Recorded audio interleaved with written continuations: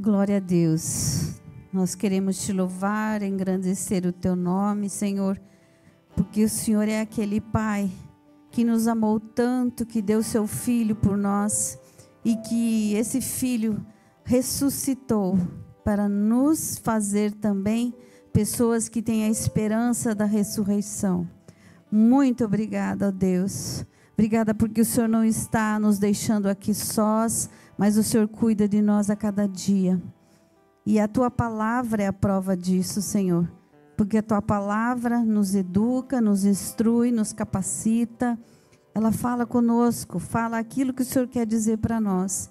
Por isso, nesta hora, ó Deus, que o Teu Espírito Santo que habita no Teu servo possa agora falar conosco, Pai.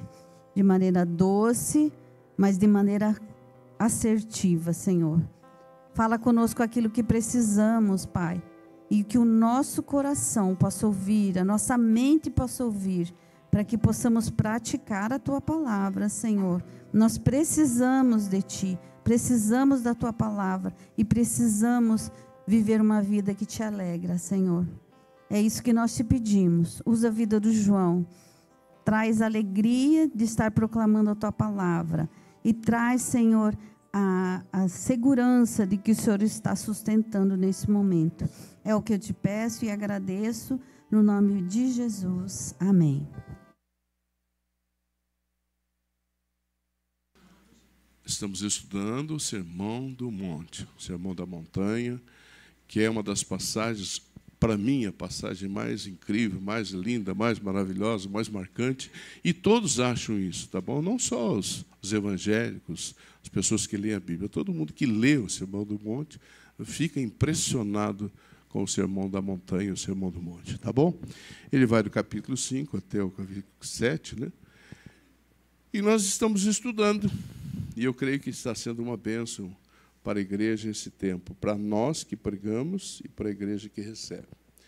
Então, eu peço que você abra a sua Bíblia no capítulo 5 de Mateus, nos versículos 17, não vai ser passado na tela, tá bom? Para você exercitar, olhar na sua Bíblia. Capítulo 5, versículo 17, até o versículo de número 20. Tudo bem? Todos acharam? Posso ler o texto? São somente 4 versículos, eu quero ler bem devagar, para que nós entendamos bem o texto. Ok? Posso ler?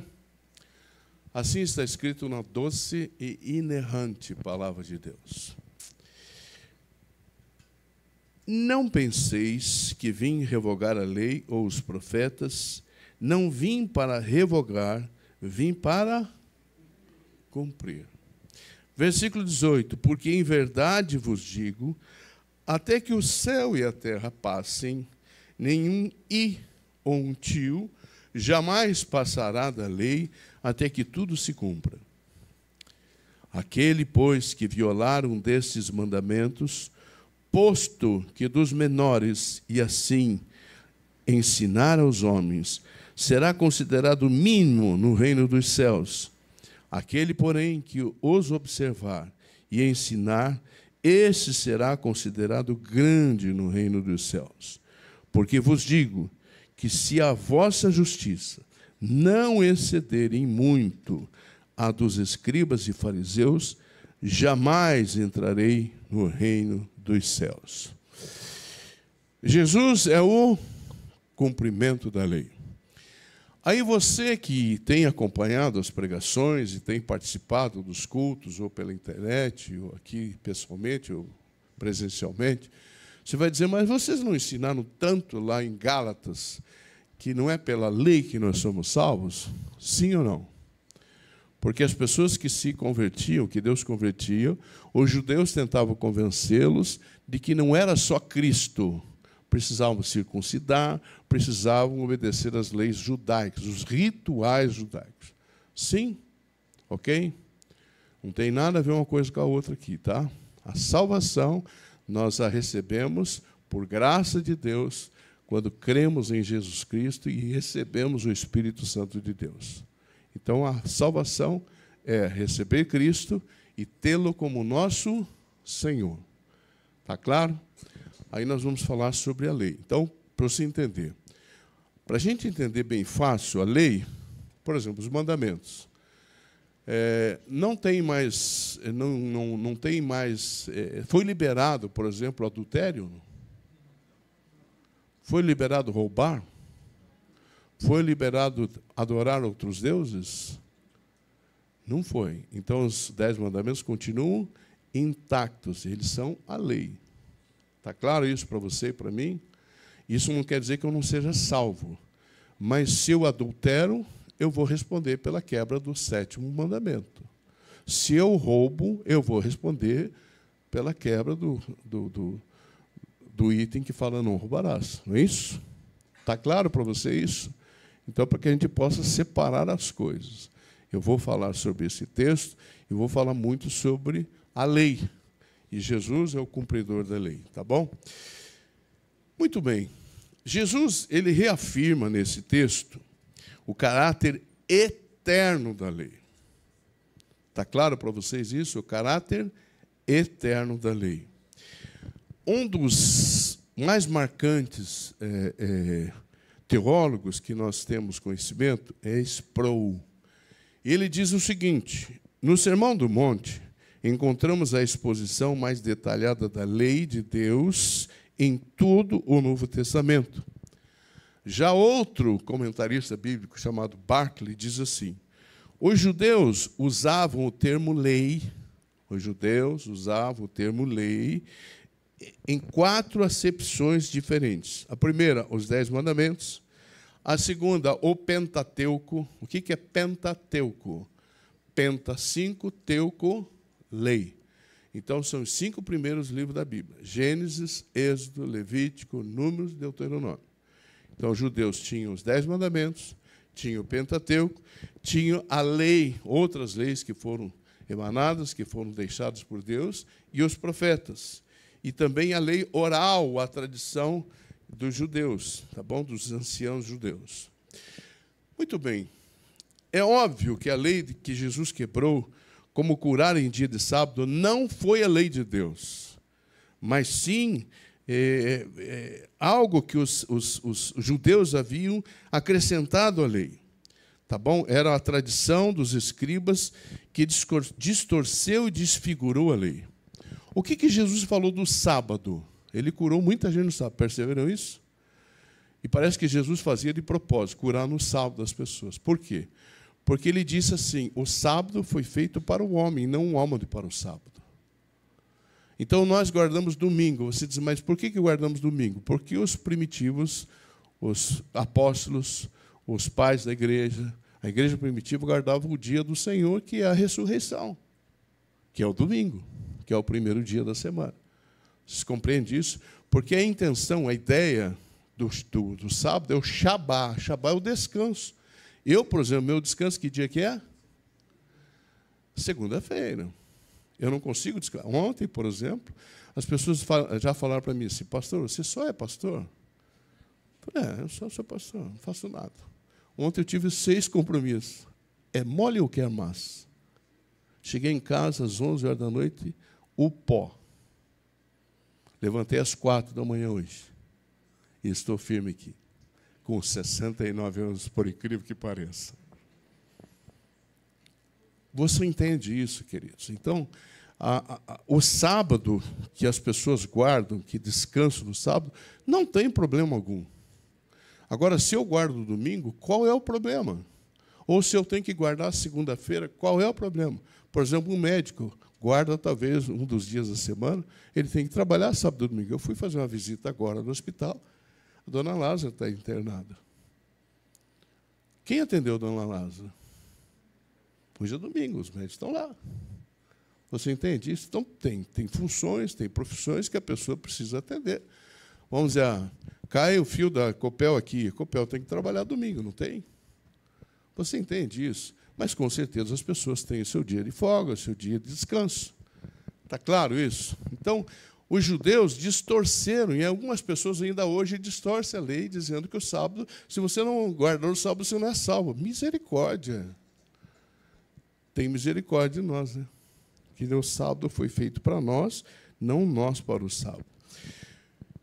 O Sermão do Monte, queridos, é um dos sentimentos mais profundos de Jesus, e nesses versículos que nós lemos, ele traz um sentimento especial, ele nos dá uma visão clara do seu relacionamento com a lei de Moisés e como ele veio não para abolir a lei, mas para cumprir a lei.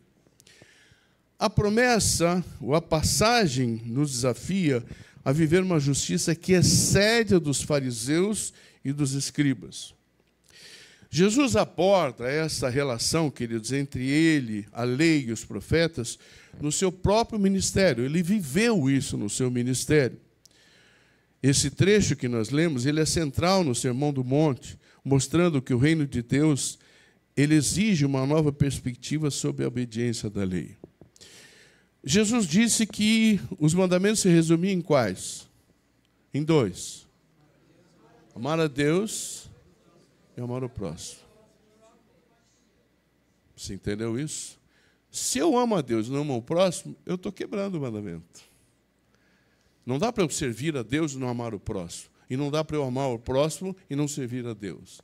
Porque daí eu faço pelas obras. Você está entendendo? As coisas estão ligadas. Mas no texto existem 4 lições que eu quero deixar para você, se você quiser anotar a sua Bíblia, tá bom? A primeira lição está no versículo 17, acompanhe comigo o versículo, tá? Diz assim: não penseis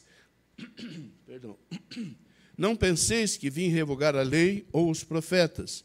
Não vim para revogar, vim para cumprir. Eu vou te dar um exemplo claro. Muita gente diz que o dízimo Jesus nunca pregou. Sim ou não? Ok?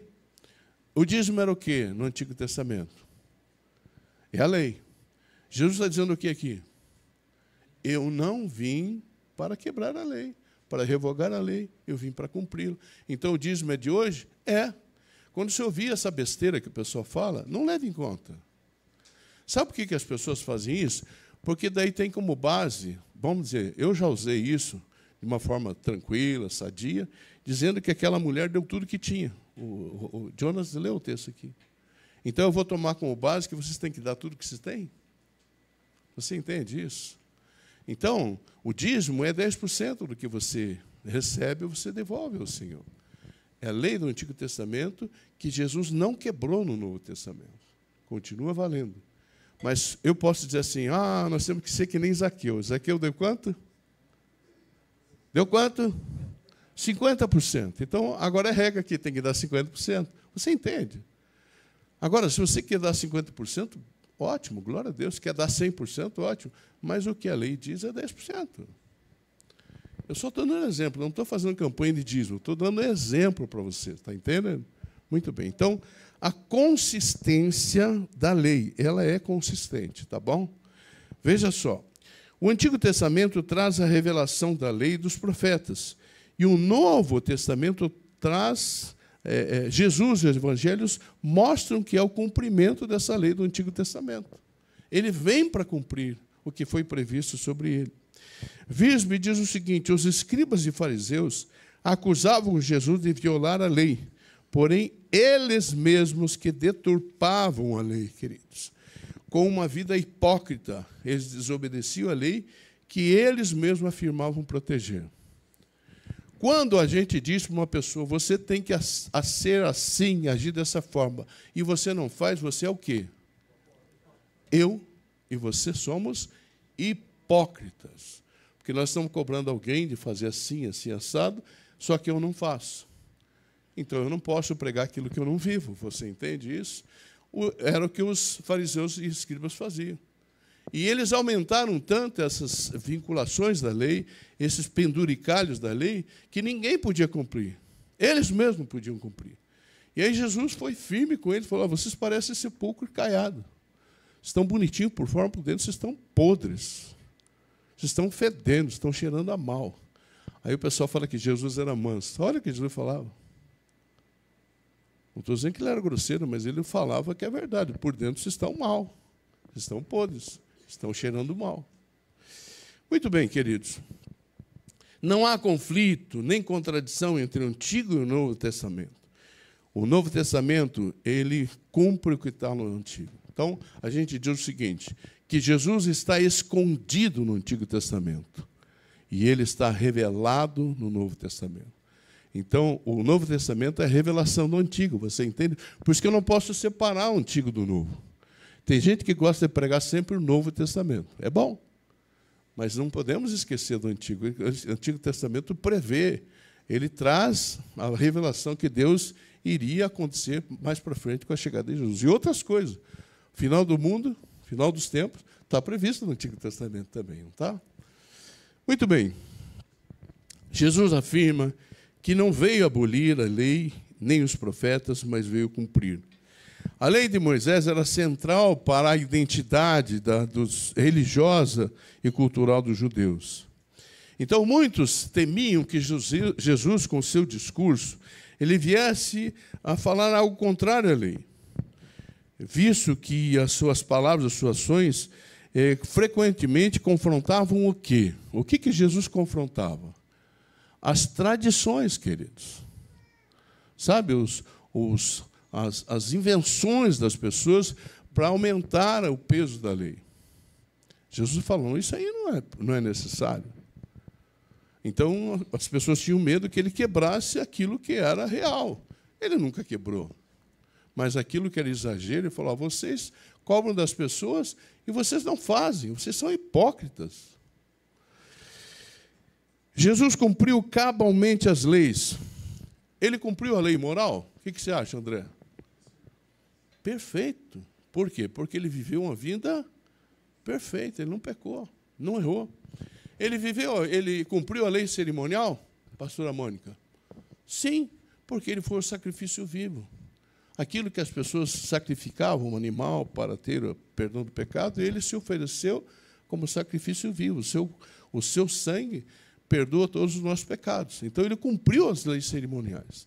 E ele cumpriu a justiça de Deus? Sim, a lei da justiça. Por quê? Porque ele é a justiça. Veja só, é interessante isso. Quando Jesus morre na cruz, ele realizou um ato que cumpria a ira de Deus, cumpria o desejo de Deus de manifestar a sua justiça. Então, ele se fez pecado.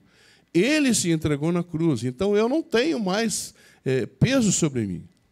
Porque Jesus se entregou por mim, morreu por mim. Então, a justiça de Deus, a ira de Deus foi cumprida.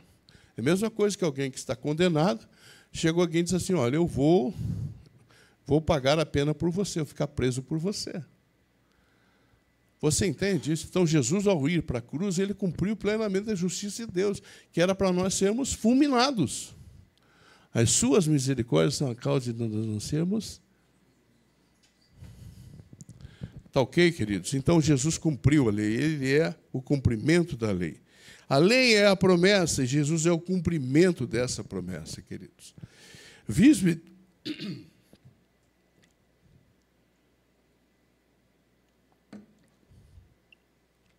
Wiersbe diz o seguinte, Jesus cumpriu todos os tipos e as cerimônias do Antigo Testamento para que eles não fossem necessários ao povo de Deus. Hebreus 9:10 fala sobre isso. Ele colocou de lado a antiga aliança e firmou uma nova aliança. Então, nós, cristãos, não seguimos os rituais, os cerimoniais do Antigo Testamento, da antiga aliança, mas devemos viver princípios morais da lei, refletidos no amor que temos por Deus e no amor que nós temos pelo próximo. Eu olho para essa cesta, tem 4 cestas ali, 3 são minhas. O que aconteceu conosco? Por que deixamos de trazer o alimento? Por que deixamos de ajudar as pessoas? Você entende? Fica um discurso vazio quando você diz que ama o próximo, mas você não participa. Eu não estou te julgando, eu quero que você pense sobre isso. Custa você trazer 1 quilo de alimento? Você trazer uma uma garrafa de óleo? Custa, passe em casa e pegue, passe no mercado, compre. E eu trouxe essas 3 porque eu falei assim, eu quero trazer de um jeito que eu cumpra aquilo que eu prometi. Então, eu quero novamente pedir para você, pensa no próximo. Isso aqui não é para o pastor, não é para os presbíteros, não é para a igreja, é para as pessoas que precisam. E nós temos acudido muita gente com essas cestas básicas. Quem já participou sabe do que eu estou falando. Né? Casos extremos aí que nós ajudamos pessoas. Muito bem.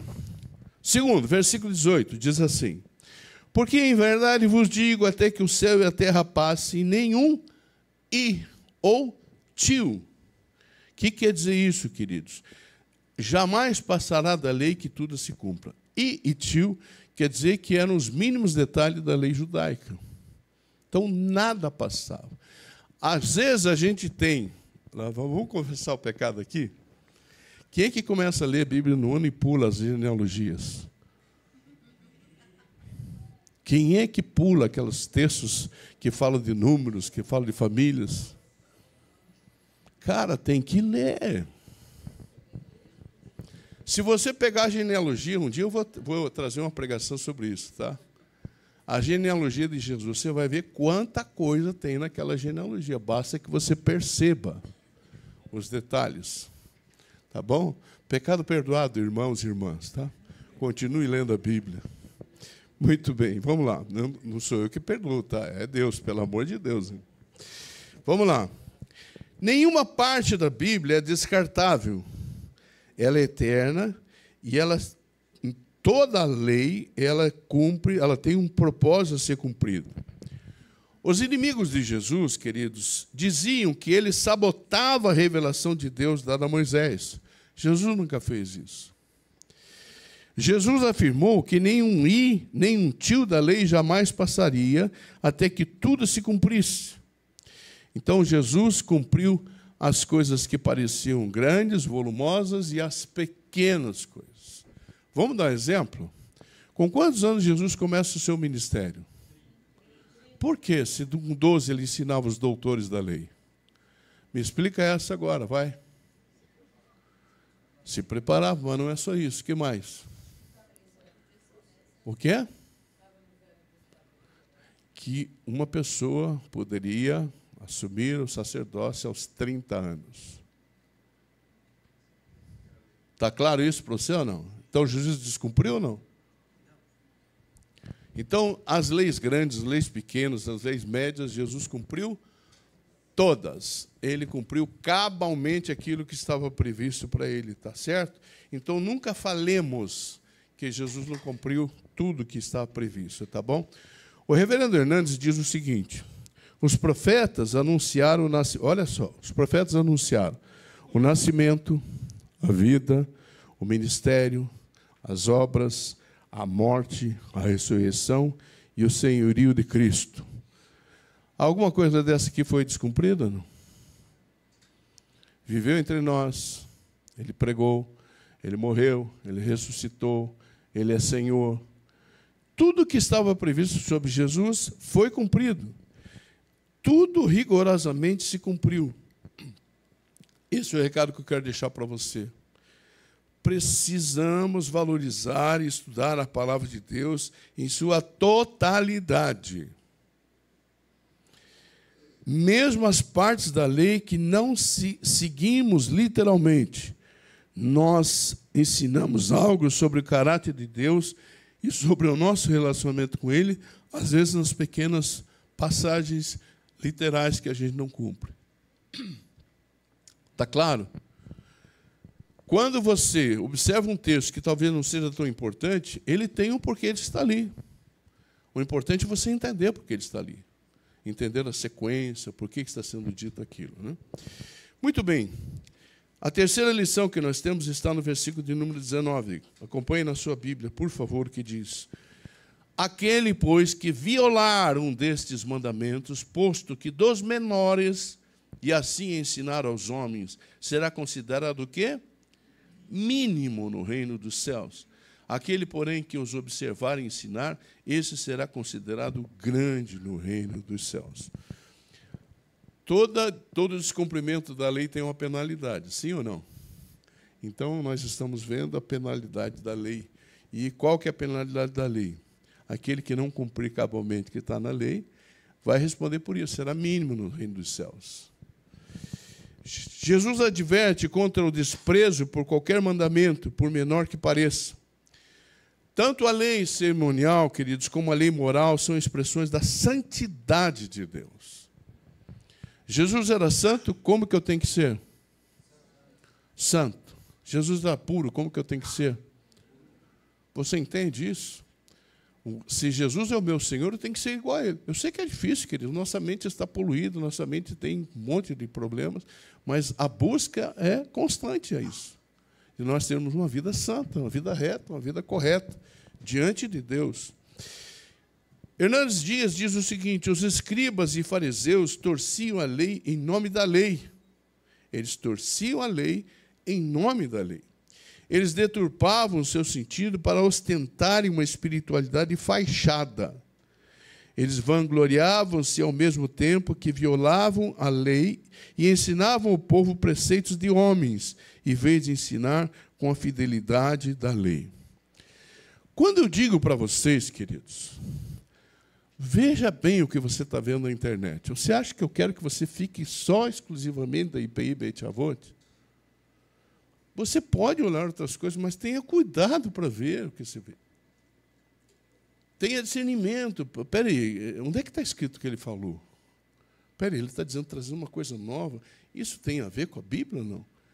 Gente, às vezes eu abro para ver uns caras que estão bombando aí, misericórdia. Então, quando eu te falo, veja gente boa, Hernandes, tá bom? Madureira, o Nicodemos, me dá mais alguns aí, Maurício, você que é bom nisso. Heber Campos. Gente boa, você entendeu? Que você pode escutar e falar, não, tem a ver, está na Bíblia, é isso mesmo. Então não tenha coceira nos ouvidos, porque a gente sente coceira para ser coisa diferente.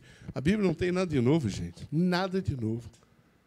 A Bíblia, o que ela foi escrito lá há 1.500 anos, ela é a mesma hoje. Aí o pessoal tem que atualizar a Bíblia. Misericórdia. Como atualizar a Bíblia? Quer dizer que cada século eu tenho que atualizar a Bíblia? Cada pessoa que lê a Bíblia tem que atualizar para ela? Violar a lei traz consequências para quem a viola. Ensinar a lei de maneira errada é ser falsa testemunha de Deus. Esses caras vão responder diante de Deus. Preste atenção no que eu estou te falando. Se você estiver naquele grande dia, você subiu, você vai ver que esses caras vão ficar. Estão distorcendo a palavra de Deus. Isso tem consequências. Hernandes ainda diz o seguinte: ensinar desvios traz desdobramentos terríveis para quem ouve esse falso ensino. A lei não é para ser quebrada, mas obedecida.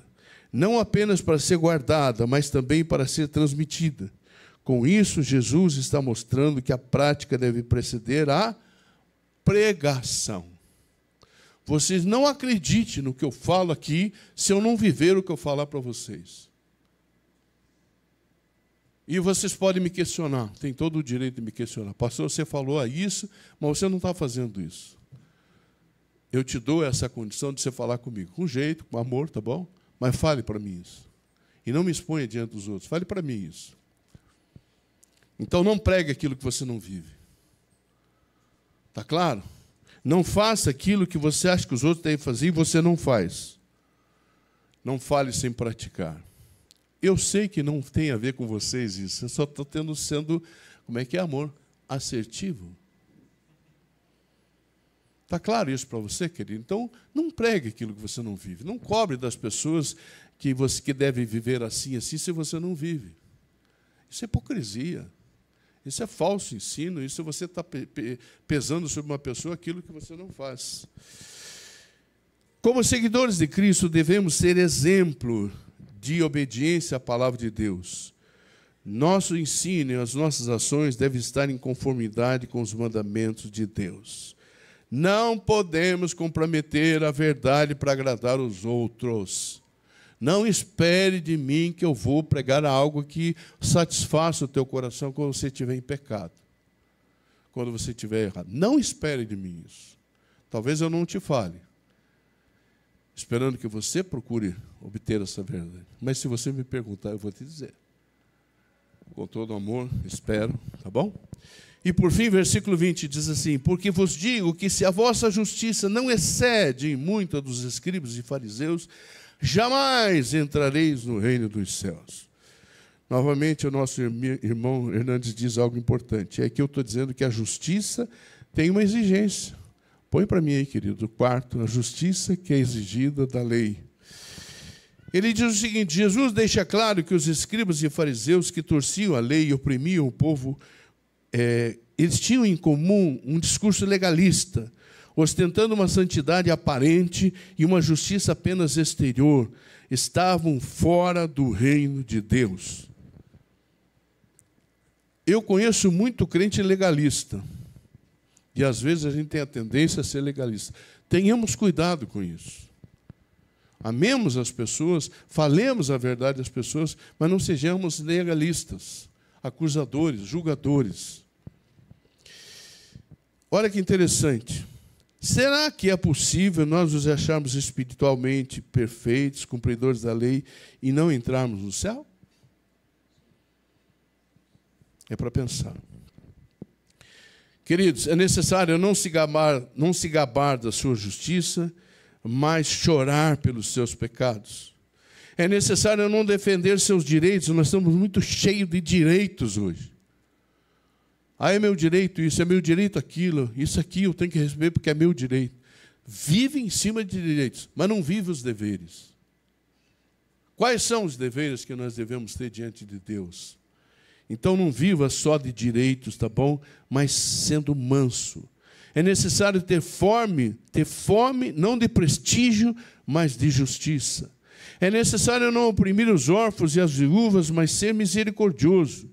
É necessário não ferir as pessoas com seu legalismo pesado, mas ser pacificador.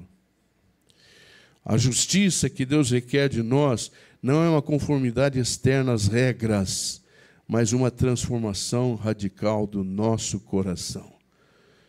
Isso é possível quando permitimos que Jesus cumpra a lei em nós. Que possamos buscar a justiça de Deus na nossa vida, não a autojustiça. Tem muita gente cheia da autojustiça. Eu me completo, eu posso, as pessoas, eu tenho direitos, as pessoas têm que me servir, as pessoas...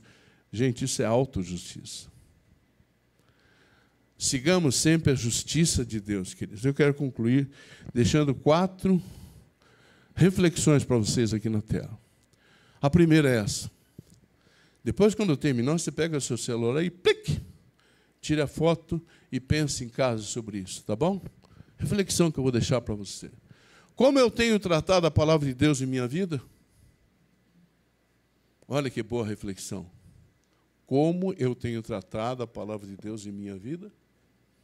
2. Tenho vivido e ensinado os mandamentos de Deus fielmente?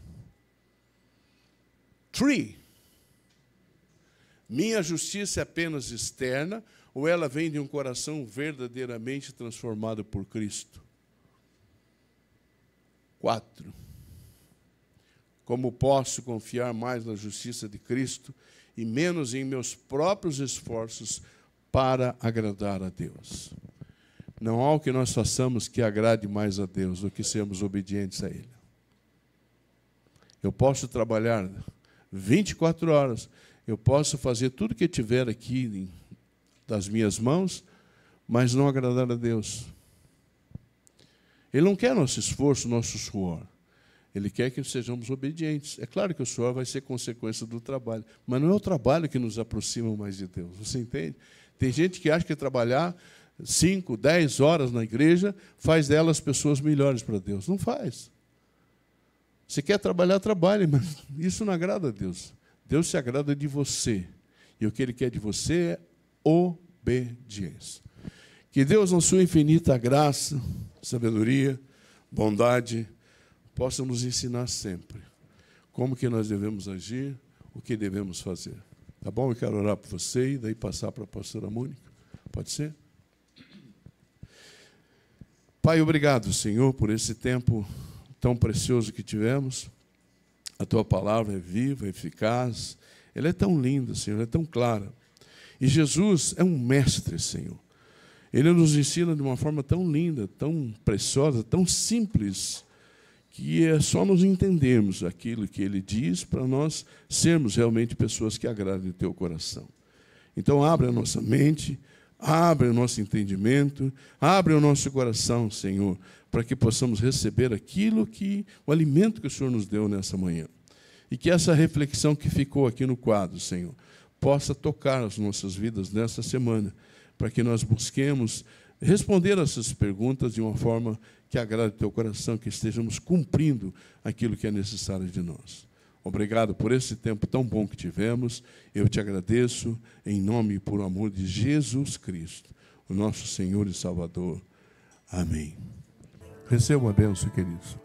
O grande e maravilhoso amor de Deus, a graça de nosso Senhor e Salvador Jesus Cristo, o consolo, o ensino, a unção do Espírito Santo, esteja sobre a vida de cada um de vocês, sobre a sua casa e sobre todo o povo de Deus espalhado pela face da terra, hoje e para todo sempre.